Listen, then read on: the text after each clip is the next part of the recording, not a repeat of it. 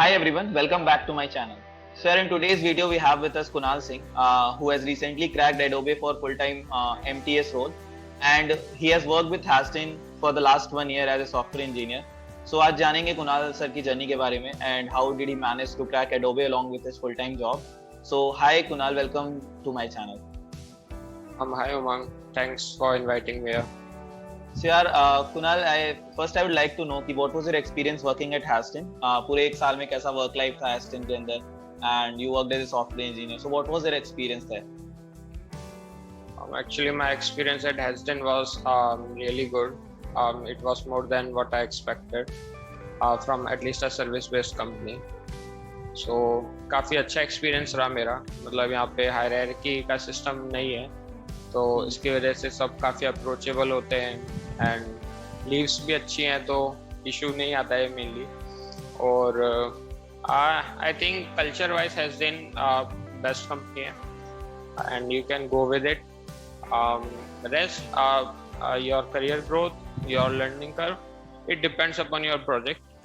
सो अगर आपको कोई स्क्रैच से प्रोजेक्ट मिलता है so obviously it's good for your career, and if it's some old project that most of the work is already done, so it may have some impact. Yeah, got it. Great to know that यार. And apart from that, कितने time से like you were trying to switch to a product based company, and एक question पूछना चाहूँगा कि जब final year के अंदर like when you started working at Hastin, so what was your expectations कि like was Hastin at the level of your expectation or you wanted more? Umang, actually जब मैंने कॉलेज ज्वाइन किया था तो first year के बाद जब हमारे कुछ सेशंस हुए थे हमारे क्लब्स वगैरह में, तो जब मैंने मतलब अपने सीनियर्स को देखा था तो मुझे पता था कि मतलब उन्होंने प्रोडक्ट बेस्ड कंपनीज क्रैक किए हैं और मतलब ये इतना उनका पैकेज भी ऑब्वियसली अच्छा होता है, बट उनका वर्क कल्चर और बाकी सब चीज़ें एकदम टॉप नॉच होती हैं.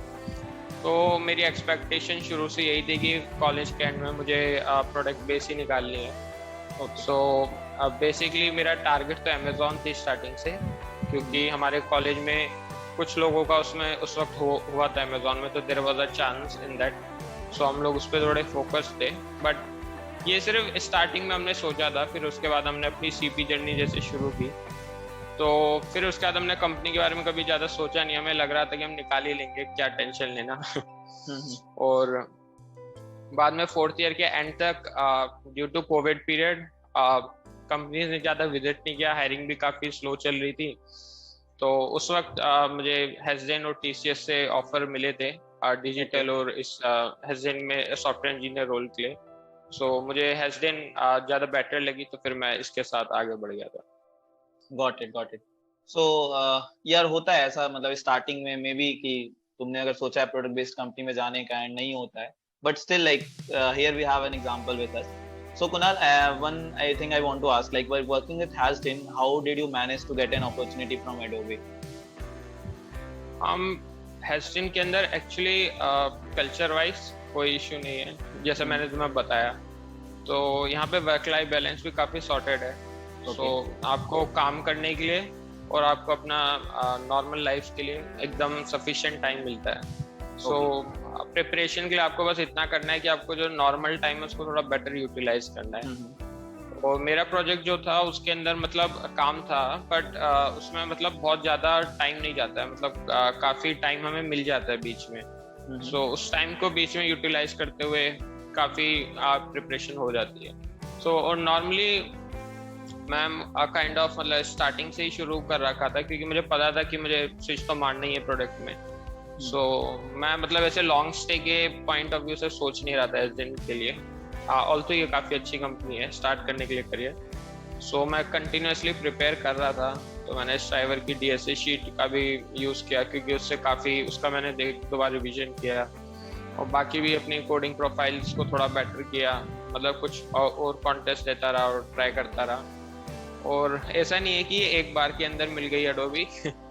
मैंने भी 3-4 कंपनियों के राउंड दिए थे प्रोडक्ट बेस का. एक्चुअली होता क्या है, जब तुम्हारा एक्सपीरियंस थोड़ा सा बढ़ जाता है तो देन आगे से ही तुम्हें वो अप्रोच करना शुरू कर देते हैं. तो इसमें ज़्यादा चांस बढ़ने लगता है आपका.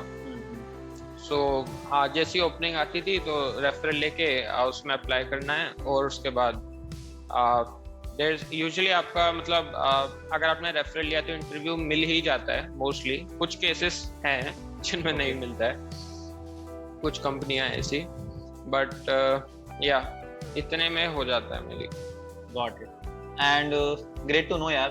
अपार्ट फ्रॉम दिस लाइक कैसे अप्लाई किया था एडोबे में, किसी वेबसाइट के थ्रू या you managed like how did you get the interview opportunity and referral लिया था, मतलब कैसे किया था एडोबे के अंदर अप्लाई? तो अडोबी का एक्चुअली थोड़ा अलग सीन था। तो इसमें मुझे naukri.com से पता चला था। तो यूजुअली मेरे कभी लगा नहीं था कि naukri.com पे प्रोफाइल बनाने का कभी यूज आएगा, बट एक्चुअली उधर से नोटिफिकेशन आया था एक दिन ईमेल के ऊपर कि अडोबी ज्वाइनिंग कर रही है, मतलब अडोबी ऑफ कैंपस हायर कर रही है। ऑल्सो मेरी एक्सपेक्टेशन कम थी अडोबी से, क्योंकि मैंने सुना था कि वो 9 CGPA से कम लेती ही नहीं अडोबी, और मेरी काफ़ी कम थी 9 से 2, तो इसलिए मुझे डाउट था। मैं सोचा भर देते हैं, क्या ही जा रहा है, एटलीस्ट कुछ सीखने को ही मिलेगा। तो मैंने आगे बढ़ा उसमें, मतलब अप्लाई किया, पर मैंने रेफरल लेके अप्लाई किया ताकि चांस थोड़ा इंक्रीज रहे पोजीशन के लिए। और फिर मेरे पास इंटरव्यू आया था, इंटरव्यू के लिए आया था अराउंड 2 days, मतलब 2 दिन बाद से मेरा इंटरव्यू शेड्यूल हो गया था। तो आपके पास ऑलमोस्ट 2 या फिर जिस दिन आया था मिला के 3 दिन थे एट मैक्स, जिसके अंदर आपको उसके लिए प्रिपेयर करना है। और अडोबी को ऑपरेटिंग सिस्टम से कितना प्यार है तो सभी को पता ही है। सो पूरा ऑपरेटिंग सिस्टम, क्योंकि नॉर्मली हम लोग DBMS और DSA पे फोकस रखते हैं इंटरव्यूज के लिए, बट अडोबी में तुम्हें मतलब ऑपरेटिंग सिस्टम और DSA का फोकस ज्यादा रहता है उधर। सो पूरा ऑपरेटिंग सिस्टम, नेटवर्क, मतलब कुछ सब्जेक्ट्सों को पूरा गो थ्रू करना पड़ा एकदम क्विकली, फटाफट। तो ये चीज थी कि अगर क्योंकि कंटिन्यूस प्रिपरेशन में कर रहा था इसलिए ये चल गया, मतलब हो पाया। बट अगर ये कंटिन्यूस प्रिपरेशन नहीं होती है और एकदम से अपॉर्चुनिटी मिलती तो मे बी थोड़ा इट वोंट बी पॉसिबल। या करेक्ट। हाँ, अचानक से अगर आता है, लोग सोचते हैं कि 3 से 4 दिन में प्रिपेयर कर लें, तो इट बिकम्स डिफिकल्ट। अगर रेगुलरली क्वेश्चन सॉल्व करते रह रहे हैं लीड कोड पे, तो कभी भी ऐसे मौका आता है तो बहुत ज्यादा प्रोबेबिलिटी है कि हम क्रैक कर लेंगे। So I will also suggest to the audience कि मतलब प्रिपरेशन अपनी करते रहो, ये मत सोचो, वेट मत करो कि अपॉर्चुनिटी आएगी फिर स्टार्ट करेंगे। जैसे कि कुणाल की प्रिपरेशन चल रही थी एंड उन्हें अपॉर्चुनिटी मिली तो ही was able to crack. Again congratulations Kunal for getting the offer. And apart from this, क्या इंटरव्यू प्रोसेस था, कितने राउंड्स हुए थे इन टोटल? पहले कितने राउंड्स हुए थे ये बता दो। सो मेरे 3 राउंड हुए थे, 2 टेक्निकल राउंड और 1 hiring manager round. Got it. ये भी चीज है यार, थोड़ी सी अलग चीज पता चली कि naukri.com से ऊपर नोटिफिकेशन आया एंड अप्लाई करने से मौका भी मिल गया। ये बहुत अनएक्सपेक्टेड है, लाइक कुणाल आल्सो सेड। मेरे पास भी बहुत सारे स्पैम मेल्स आते हैं naukri.com या बहुत सारी वेबसाइट से, and we generally ignore them. So यार ऐसे मौका आएगा ना तो कभी किसी भी फॉर्म में आ सकता है, तो उस मौके को छोड़ना मत, अप्लाई करना, ट्राई करना। 2 मिनट लगता है एप्लीकेशन फॉर्म फिल करने में, so it does not take much from you. Okay Kunal, so जो 3 राउंड्स हुए थे उनके बारे में थोड़ा एक एक करके elaborate, like what we are focused upon and क्या क्या चीजें पूछी गई थी। सो बेसिकली फर्स्ट जो टेक्निकल राउंड था वो फोकस था आपके DSA पे, ऑपरेटिंग सिस्टम, ओप्स। और ये चीज मतलब उन्होंने स्टार्टिंग में मेल में भी बता दी थी जो रिक्रूटर थे कि आपको ये इन सब्जेक्ट्स पे फोकस रखना है। तो लाइक तीनों इंटरव्यू राउंड्स हुए थे, कोई भी ऑनलाइन असेसमेंट नहीं हुआ था? नहीं, इसमें कोई भी ऑनलाइन असेसमेंट नहीं हुआ था, डायरेक्ट इंटरव्यू हुआ था। और ये सारे के मतलब सारे एलिमिनेशन राउंड थे। So you got to take 3 consecutive yes और you are out. Okay, so ये सिस्टम था इसके अंदर। Okay, got it. हाँ ठीक है, स्टार्ट नाउ। हाँ, सो फर्स्ट में मैं बता दिया आपको कि DSA, ओप्स और OS इन पे फोकस था। ओके। और मेजरली OS और ओप्स पे उन्होंने अच्छे क्वेश्चन पूछे थे काफी, तो you got to prepare on that very well. उसके अलावा फिर सेकेंड राउंड हुआ था, उसके अंदर मेरे से डायनेमिक पे प्रोग्रामिंग रिलेटेड क्वेश्चन पूछा था। सो काफ़ी अच्छा क्वेश्चन था वो भी। तो उसमें राउंड में सिर्फ मेरे से एक ही क्वेश्चन पूछा गया और उन्होंने काफ़ी डेप्थ में पूछा, उसके हर एक एंगल्स, मतलब क्यों ऐसा किया, कैसे उसमें क्या, मतलब कैसे तुम आप पता कर पा रहे हो कि इसमें डायनेमिक प्रोग्रामिंग की क्यों लग रही है। सो आपको उसमें थोड़ा अच्छे से पता होना चाहिए। और थर्ड हायरिंग मैनेजर राउंड था, तो इसमें थोड़ा अनएक्सपेक्टेड हुआ। इसमें उन्होंने मेरे से सिस्टम डिज़ाइन पूछा था। ऑल्सो ऐसा मुझे पता नहीं था कहीं से। सो मुझे मतलब मैंने सिस्टम डिजाइन बहुत ज़्यादा पढ़ा नहीं था, पर मुझे थोड़ा सा हल्का सा आइडिया था। और उसके अलावा मैंने जो नेटवर्क्स के कॉन्सेप्ट पढ़े थे और जो ऑपरेटिंग सिस्टम डीएसए के कॉन्सेप्ट पढ़े थे वो सब यहाँ पे अच्छे से यूज आए। खास करके जो सबसे ज्यादा चीज काम आई वो थी मेरी सीपी। तो एक्चुअली ये काफी चलता रहता है कि सीपी करें या डीएसए करें, कि सीपी का कोई यूज है या नहीं है। तो एक्चुअली मुझे इस राउंड में पता चल गया सीपी का क्या यूज है। क्योंकि सीपी तुम्हें जो प्रॉब्लम सॉल्विंग एबिलिटी देती है ना, वो चीज तुम्हें डीएसए से नॉर्मली नहीं मिल पाती। नहीं मिलेगी, वो सोचने का तरीका डेवलप होता है। वही तो जो तुम अनएक्सपेक्टेड सिचुएशन में आके जो भी नॉलेज तुम्हारे पास ऑलरेडी है उससे एक नया सोल्यूशन को ऑब्टेन कर पाने का जो काम है, ये तुम्हें सीपी सिखाती है। और मैं ऐसी सिचुएशन में फंस गया था कि मुझे सिस्टम डिजाइन में ज्यादा आइडिया नहीं है और मुझे काफी अच्छी प्रॉब्लम दे दी उन्होंने सिस्टम डिजाइन की। तो फिर मैंने अपना जितना भी मुझे पहली लर्निंग थी और थैंक्स टू सीपी उससे जो भी मैं आंसर दे पाया मैंने दिया, and at the and they may be like it. Got it. हाँ यार, ये तो होता ही है। लाइक सीपी मतलब मुझे भी याद है बहुत सारे इंटरव्यूज में मेरे साथ ऐसा हुआ है कि कुछ ऐसे क्वेश्चन अनएक्सपेक्टेड से क्वेश्चंस आ गए, अनसीन क्वेश्चंस आ गए। तो वहां पे अगर तुमने कोई शीट वगैरह सॉल्व कर रखी है जनरली, या अगर शीट में ऐसा भी होता है यार, बहुत लोग ऐसे होते हैं शीट में बहुत इन डेप्थ जाके सॉल्व करते हैं, उससे रिलेटेड सिमिलर प्रॉब्लम और भी सॉल्व करते हैं, तो वो केस सही है थोड़ा। बट कुछ लोग ऐसे हैं जो सिर्फ शीट पे डिपेंडेंट रह रहे हैं, तो फॉर दोज पीपल थोड़ा डिफिकल्ट हो जाएगा अनसीन क्वेश्चंस को टैकल करना। और जो आदमी सीपी करता है ना, उसको अनसीन क्वेश्चन सॉल्व करने में थोड़ा आसानी होता है। मेरे साथ भी मेरे इंटरव्यूज में ऐसा हुआ है बहुत बार कि जब मुझे लगा हो कि अगर मैंने सीपी नहीं की होती तो शायद ये मेरा नहीं निकला होता। And very deep point you have covered, Kunal. Apart from this, Adobe का लाइक ज्वाइनिंग कब है आपका? मेरी एडोबी की ज्वाइनिंग अभी 1 अगस्त से है। सो मैं बस ज्वाइन करने ही वाला हूँ कुछ ही वक्त बाद।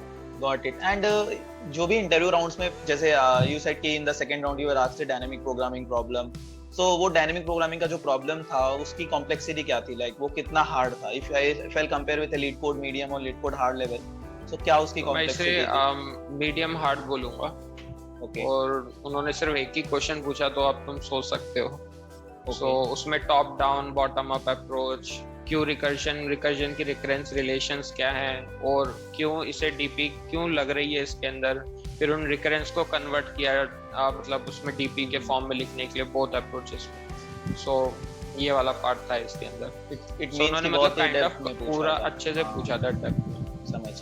तो कोई सिमिलर प्रॉब्लम लाइक मैट्रिक्स पे बेस्ड था या नॉर्मल एरेज पे बेस्ड था? किस टाइप का प्रॉब्लम था? एक सिमिलर प्रॉब्लम अगर पैटर्न्स कुछ 2D DP। Got 2D DP।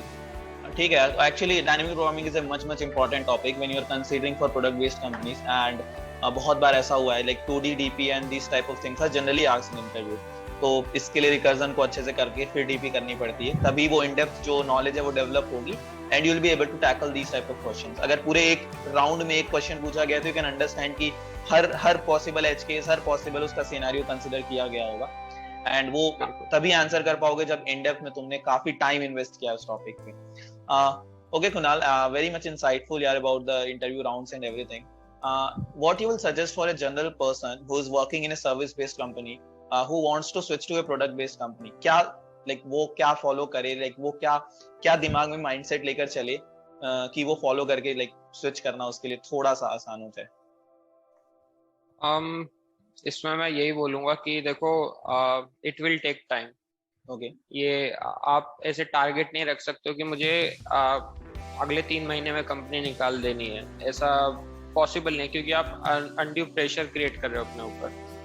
सो रेदर आपका फोकस होना चाहिए कि ऐसे सिस्टम को बिल्ड करने पे जिससे आप उसको निकाल सको। आपका गोल होना चाहिए कि अल्टीमेटली मुझे प्रोडक्ट बेस्ड कंपनी निकालनी है। सो आपको अपने बेसिक चीज देखनी है कि आपका जैसे प्रोजेक्ट है, तो उस प्रोजेक्ट में काफी टाइम होता है जब हम डिप्लॉयमेंट वगैरह करते हैं, तो उसमें काफी देर तक वो बस चलता रहता है। तो काफी मतलब फ्री टाइम मिल जाता है हमें वो। तो जो फ्री टाइम्स के ब्लॉक्स हैं उन सबको आपको बेटर यूटिलाइज करना होगा। और आपका हो सकता है कुछ कंपनियों का, मैं नहीं बोल सकता सबका वर्क कल्चर अच्छा होगा, बट जिसका थोड़ा हेक्टिक वर्क कल्चर है, आपको अपनी शायद स्लीप भी थोड़ी कम करनी पड़े, और हो सकता है आपको थोड़ा एक्स्ट्रा एफर्ट डालना पड़े बाकियों से, पर ultimately it will worth it. So correct. Future को देखते हुए आज सेक्रीफाइस करना बेनिफिशियल होगा। और बहुत ज्यादा डिफरेंस भी हो जाता है when you will compare working in a service and product based. And यार बहुत अच्छी पॉइंट कवर की है, लाइक अगर if you want to switch up to a product based, if you want to strive, वो तभी हो पाएगा जब you will be able to use the gaps that you said ना, कि कुछ गैप्स जो आ रहे हैं, टाइम के गैप्स वर्क कल्चर में, अगर थोड़ा वर्क कल्चर बहुत अच्छा है and you are able to manage some time during the work hours और या during the work days, weekdays, तो वो ज्यादा बेटर होता है। अगर नहीं भी मिल रहा है तो यार वीकेंड्स तो खाली होता है ना, Saturday Sunday, you can invest your time in that part. Thank you so much Kunal for insightful thoughts on how can you do this, and we all are very obliged that you were able to mark your presence here. Thank you so much, Kunal. Thank you, Monk. Thank you for inviting me here once again. And the last point that I want to say to the audience is कि if anyone is not able to crack your dream company at the first place, just stick with your preparation. That's what I want to say. Just stick with your preparation. यार करते रहो, DSA करते रहो, जो भी interviews में पूछे जाते हैं, कंप्यूटर फंडामेंटल्स, वो करते तो रहो ना। अगर उसको छोड़ दोगे तो you will be like stagnant in that same company, वहीं पे रह जाओगे, उसके बाद स्विच करना बहुत मुश्किल हो जाएगा। तो we have various examples, बहुत सारे और भी सीनियर्स हैं मेरे कॉलेज से जिनका स्टार्ट बहुत अच्छा नहीं हुआ था। कुछ लोगों ने इन्फोसिस से स्टार्ट किया था, दे स्विच टू पेपाल, कुछ लोगों का NEC से स्टार्ट हुआ था, they switch to companies like ShareChat. तो वो रहता है, डिफरेंस आता है, जब तुम प्रिपरेशन करते रहोगे तो जब भी मौका मिलेगा तुम निकाल लो। And that's all this video is for. Anything that you want to say Kunal at the last? मैं तो बस यही कहूँगा कि प्रिपरेशन के अंदर जो एक चीज़ सबसे ज़्यादा इम्पोर्टेंट होती है वो है perseverance. Irrespective of the outcomes आपको कंटिन्यूअस एफर्ट देना है। बस आप समझ लीजिए ये आपकी एक जॉब है जिससे आपको मतलब कंटिन्यूअस एफर्ट देना है और डिसिप्लिन्ड होकर देना है, एंड अल्टीमेटली जो चीज़ आप डिजर्व करते हैं आपको मिल ही जाएगी, उसके आपके बारे ज़्यादा सोचने की जरूरत नहीं पड़ेगी। ग्रेट कुणाल, ऑसम यार, awesome thoughts. Okay, thank you Kunal and thank you everyone who have watched this video. अगर वीडियो पसंद आई तो प्लीज शेयर कर देना to your friends. Thank you so much.